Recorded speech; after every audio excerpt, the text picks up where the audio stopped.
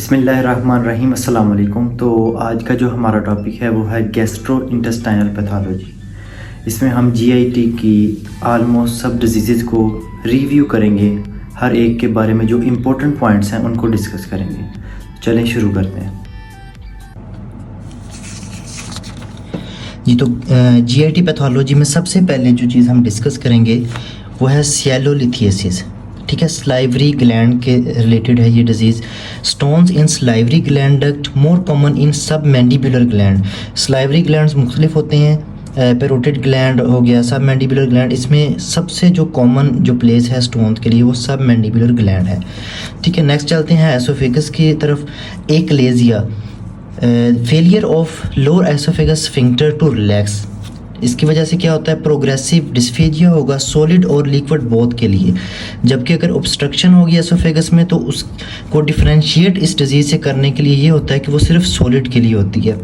और इसको डायग्नोज करने के लिए बैरियम स्वेलो टेस्ट करेंगे और उसमें बर्ड्स पीक साइन आएगा, क्योंकि डेफिनेटली ये अगर एसोफेगस है और उसका जो लोअर स्फिंक्टर है जब वो रिलैक्स ही नहीं हो रहा तो वो इस तरह एक बर्ड्स पीक का साइन देगा। उसके बाद आ जाता है एसोफेजियल पैथोलॉजी में मुख्तलिफ डिजीज़ जो एसोफेगस से रिलेटेड हैं। सबसे पहले हम देखते हैं एसिनोफिलिक एसोफेजाइटिस। ठीक है, ये फूड एलर्जन से होता है और इसमें देखा जाएगा कि एसिनोफिल इनफिल्ट्रेशन पाई जाएंगी उस जो पैथोलॉजी की साइट है उस जगह पे। उसके बाद एसोफेजियल परफोरेशन हो सकती है, ट्रोमा की वजह से हो सकती है, इन्फेक्शन या अल्सर जो है वो कर सकता है परफोरेशन। उसके बाद आ जाता है एसोफेजियल वेरिसिस। वेरिसिस से मुराद मतलब ये है कि एसोफेगस में जो वेन्स हैं वो डायलेट हो जाती हैं। मतलब लिवर सिरोसिस में हम पढ़ेंगे कि एक साइन लिवर सिरोसिस में ये होता है कि फेजियल वेरिसिस उसमें हम देखेंगे। उसके बाद गट डिजीज़ आ जाती है, गैस्ट्रो एसोफेजियल रिफ्लक्स डिजीज़। इसमें ये होता है कि जो एसिड है उसका रिफ्लक्स होता है back to oral cavity, back to oesophagus from the stomach. तो इसको आगे डिस्कस करेंगे। उसके बाद मैलरी वेस्ट सिंड्रोम है। ठीक है, इसमें मैलरी में ये साइन इस वजह से अलग कलर से बनाया गया है कि इसकी पहचान करने के लिए लॉन्गिट्यूडनल लेसरेशन साइन जो हम देखेंगे तो वो मैलरी वेस्ट सिंड्रोम है। उसके बाद आगे आ जाएं तो प्लमर विल्सन सिंड्रोम है। ठीक है, इसके लिए एक ट्राइएड है जो कि इसके सिम्टम्स हैं, और अगर ये ट्राइएड आप देखें तो ये डेफिनेटली डायग्नोस हो जाएगा कि प्लमर विल्सन सिंड्रोम है। उसमें सबसे पहले डिस्फेजिया होगा पेशेंट में, आयरन डेफिशिएंसी एनीमिया होगा और आइसोफेजियल वेब्स होंगे। अगर ये तीनों हैं तो ये ट्राइएड रिप्रेजेंट करेगा प्लमर विल्सन सिंड्रोम को। उसके बाद आगे आ जाता है बैरेट एसोफेगस। बैरेट एसोफेगस में क्या होगा, इंटेस्टाइनल मेटाप्लेजिया होगा। मींस के जो नॉर्मल इंटेस्टाइनल एपिथेलियम है वो non keratinised stratified squamous epithelium के साथ चेंज हो जाएंगे। इस प्रोसेस को मेटाप्लेजिया बोलते हैं। इसमें मुख्तलिफ रीज़न हो सकती हैं। अगर किसी को क्रोनिक अल्सर है, उसको गट डिजीज़ है तो बार बार एसिड के रिफ्लक्स से भी उसके जो एपिथेलियम है वो चेंज हो जाएगी। उसके बाद आगे जीआईटी में स्टमक की तरफ चलते हैं। गैस्ट्राइटिस आ जाता है हमारे पास। गैस्ट्रिक लाइनिंग जो है उसकी इन्फ्लेमेशन, और ये होती किस वजह से है, जिसमें सबसे पहले एनसेड का इस्तेमाल, नॉन स्टीरॉयड एंटी इन्फ्लेमेटरी जो ड्रग्स हम इस्तेमाल करते हैं, उसके अलावा इंजरी हो सकती है, बैक्टीरियल इन्फेक्शन हो सकता है, उसके बाद स्ट्रेस की वजह से या ऑटोइम्यून डिजीज़ की वजह से। उसके बाद अगर हम आगे देखें तो मेनिट्रियर डिजीज़ आ जाती है जिसमें हाइपरप्लेजिया ऑफ गैस्ट्रिक म्यूकोजा होगा और लुक्स लाइक ब्रेन गायराई, जो ब्रेन के अंदर गायरस होते हैं उसकी तरह इसकी जो शेप है वो हमें नज़र आएगी। प्रेजेंट्स बाय, ये उसका निमोनिक है। ठीक है, वेव के नाम से, डब्ल्यू से वेट लॉस, फिर आगे एनोरेक्सिया, फिर वॉमिटिंग, एपीगैस्ट्रिक पेन और एडिमा। अगर ये साइंस आप देखते हैं तो आप डायग्नोज कर सकते हैं। जी आगे हम देखते हैं गैस्ट्रिक कैंसर से रिलेटेड। गैस्ट्रिक कैंसर में जो सबसे कॉमन है वो एडिनोमा कार्सिनोमा है और ये बहुत लेट रिप्रेजेंट करता है। मीन इसके सिम्टम्स जो हैं वो लेट जाके लाइफ में रिप्रेजेंट होते हैं, सामने आते हैं। मेटास्टेसिस इसका जो होता है वो किस किस जगह पे होगा। सबसे पहले विर्चू नोड्स में हम देखते हैं कि लेफ्ट सुप्रा क्लेविकुलर लिम्फ नोड जो है उसकी स्वेलिंग होगी। उसके बाद क्रुकनबर्ग ट्यूमर होगा जो कि बाइलेटरल ओवरीज मेटास्टेसिस होगी। गैस्ट्रिक कैंसर की वजह से जो ओवरीज हैं दोनों उसमें मेटास्टेज कर जाएगा ये। उसके बाद सिस्टर मैरी जोसेफ नोड्यूल हम देखेंगे सबक्यूटेनियस पेरी अम्बिलिकल मेटास्टेसिस नज़र आएगा। उसके बाद आगे आता है ब्लमर शेल्फ जिसमें हम देखेंगे कि पल्पेबल मैस होगा पाउच ऑफ डुगलस में। पाउच ऑफ डुगलस जो है ये हम जब रेक्टल एग्जामिनेशन फिज़िकल एग्जामिनेशन करेंगे तो उस जगह पे हमें ये जो मैस है वो फील होगा। उसके बाद नेक्स्ट आ जाते हैं पेप्टिक अल्सर डिजीज़ में। इसमें दो चीज़ें हैं, गैस्ट्रिक अल्सर आ सकता है या ड्यूरिनल अल्सर। इसमें मेन चीज़ जो इन दोनों को डिफरेंशिएट करेगी वो क्या होगी कि अगर तो पेन इंक्रीज विद मील्स, मतलब खाना खाने से उसका जो दर्द है गैस्ट्रिक पेन है वो इंक्रीज़ हो तो ये गैस्ट्रिक अल्सर का साइन है और इसमें वेट लॉस होगा। डेफिनेटली अगर खाना खाने से पेन इंक्रीज़ है तो पेशेंट जो है वो खाना नहीं खाएगा या कम खाएगा। ड्यूरिनल अल्सर अगर देखें तो पेन डिक्रीज विद मील्स, जैसे वो खाना खाता है तो उसको पेन से थोड़ा रिलीफ मिलता है तो वो फिर बार बार खाना खाएगा कि वो दर्द से बच सके। उस वजह से पेशेंट का वेट गेन हो जाता है। अल्सर में कॉम्प्लिकेशंस कौन कौन सी आ सकती हैं, हेमरेज हो सकता है, ऑब्स्ट्रक्शन या परफोरेशन हो सकता है, जैसे कि आगे हमने एसोफेजियल परफोरेशन देखा था।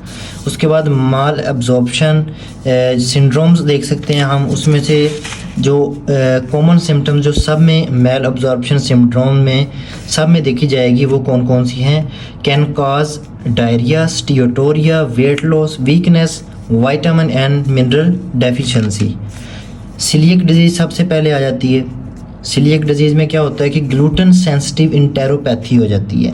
मीन्स कि जो ग्लूटेन जैसे कि वीट है, गंदम है, उसमें ग्लूटेन प्रेजेंट होता है तो उसको हज़म करने के लिए, डाइजेस्ट करने के लिए जो हमें एंजाइम चाहिए रिक्वायर है वो नहीं होगा।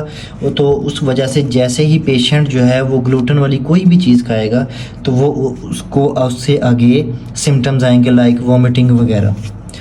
ठीक है, उसके बाद हम देखते हैं इसको सीलिएक स्प्रू भी नाम दिया जाता है। डायग्नोज इसको करेंगे डी ज़ाइलोज टेस्ट के ज़रिए और ट्रीटमेंट इसका है सिंपली ग्लूटेन फ्री डाइट ले। लैक्टोज इंटॉलरेंस सेम इसी तरह, लैक्टेज की डेफिशिएंसी हो जाएगी तो जैसे कि मिल्क में जो लैक्टोज है वो उसके बाद डाइजेस्ट नहीं कर सकेगा जो बच्चा है तो उसको फिर लैक्टोज फ्री मिल्क दिया जाता है।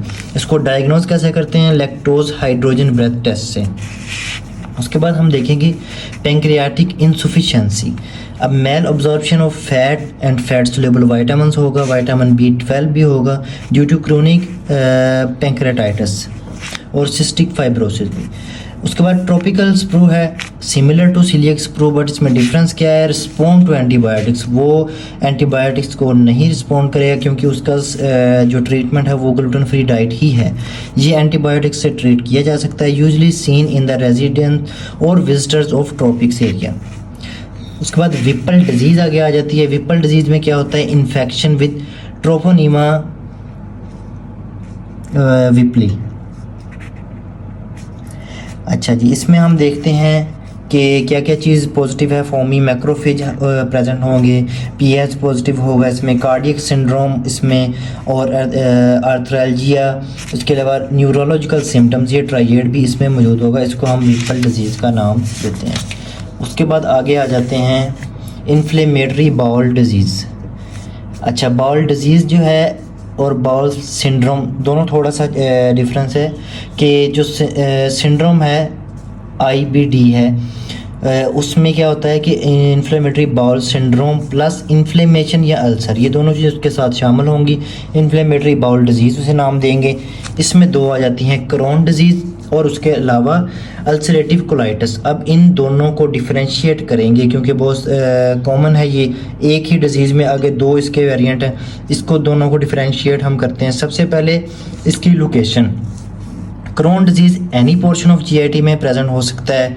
लेकिन जो अल्सरेटिव कोलाइटिस है ये ऑलवेज रेक्टल इन्वॉल्वमेंट। इसके अलावा जो क्रोन डिजीज़ है उसमें हम देखते हैं कि स्किप लेयंस हमें नज़र आएंगे, जबकि अल्सरेटिव कोलाइटिस में एक कॉन्टीन्यूस लेयंस हमें दिखाई देगा।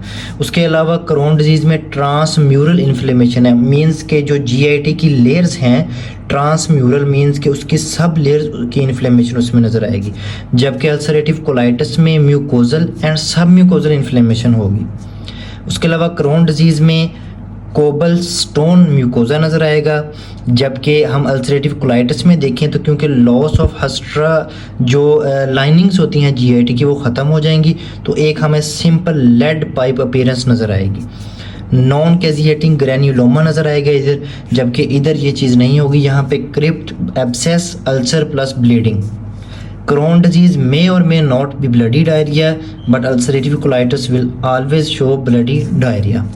Appendicitis की तरफ चलते हैं। acute inflammation of appendix, right lower quadrant pen होगा, मैकबर्नी पॉइंट होगा, इसमें टेंडरनेस चेक करते हैं और साथ में इन्फ्लेमेशन अपेंडिक्स की होगी, ठीक है। उसके लिए हम CBC कर सकते हैं, उसके ल्यूकोसाइट काउंट चेक कर सकते हैं, तो ये अपेंडिसाइटिस है।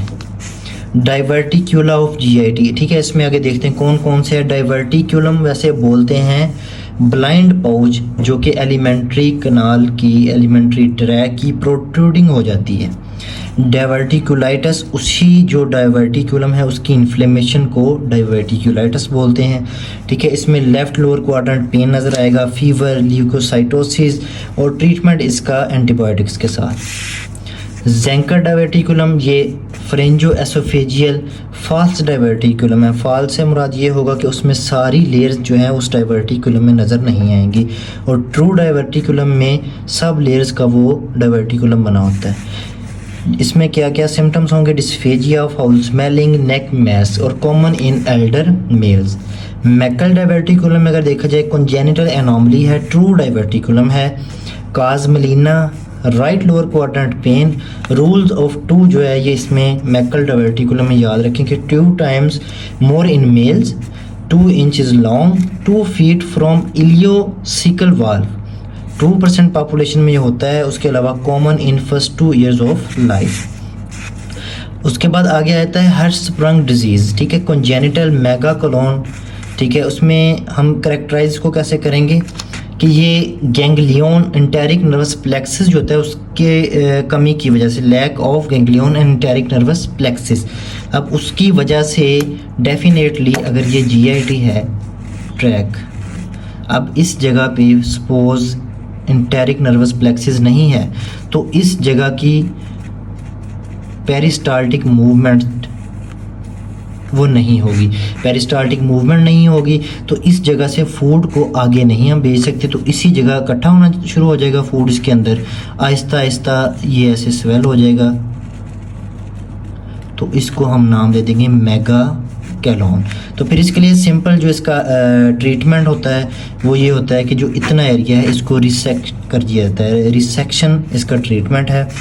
Chronic constipation with abdominal distension इसका मेन साइन एंड सिम्टम्स। उसके बाद आगे आते हैं माल रोटेशन, ठीक है। उसमें क्या होता है कि जब फीटल लाइफ में होता है तो उसमें मिड गट की रोटेशन होती है, जिस रोटेशन से जो है हर एक जो GIT का पार्ट है उसकी एक स्पेसिफिक जो है वो प्लेसमेंट हो जाती है कि किस जगह स्टमक है, फिर आगे small intestine, large intestine, rectum, उस सब की जो है ना वो रोटेशन के बाद एक प्लेसमेंट होती है।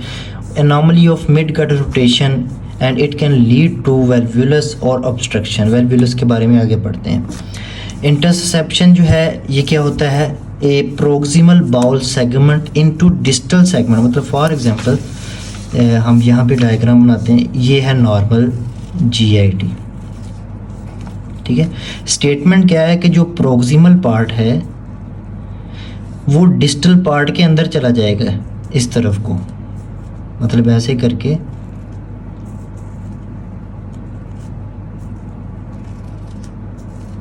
ये देखें, ये प्रोक्सिमल पार्ट था उसका और ये प्रोक्सिमल पार्ट जो है वो डिस्टल पार्ट के अंदर की तरफ चला गया है, ठीक है। इसको हम बोलते हैं इंटरसेप्शन। कॉमनली इलियोसिकल जंक्शन पे, मतलब इस पॉइंट पे ये कॉमनली होता है।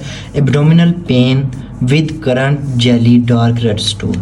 वल्व्यूलस आ गया। वल्व्यूलस में क्या होता है? Twisting of portion of bowel around its मेजेंटेरी।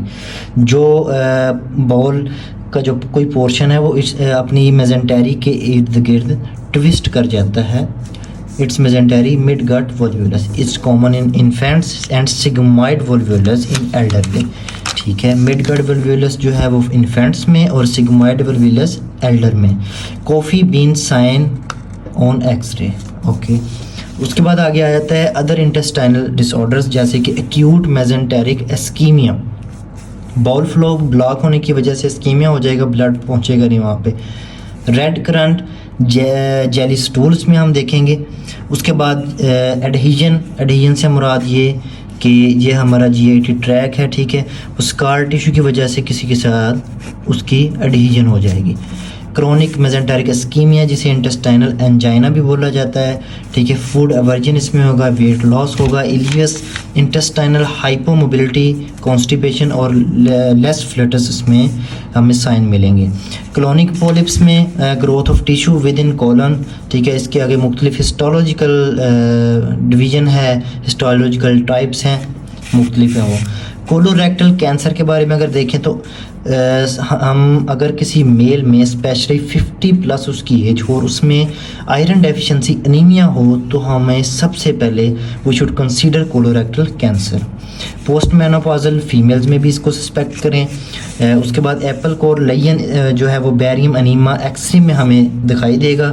CEA tumour marker है इसका। प्रेजेंटेशन रेक्टोसिग्मोइडल सबसे कॉमन है, असेंडिंग कोलन उससे बाद में, और डिसेंडिंग का सबसे कम।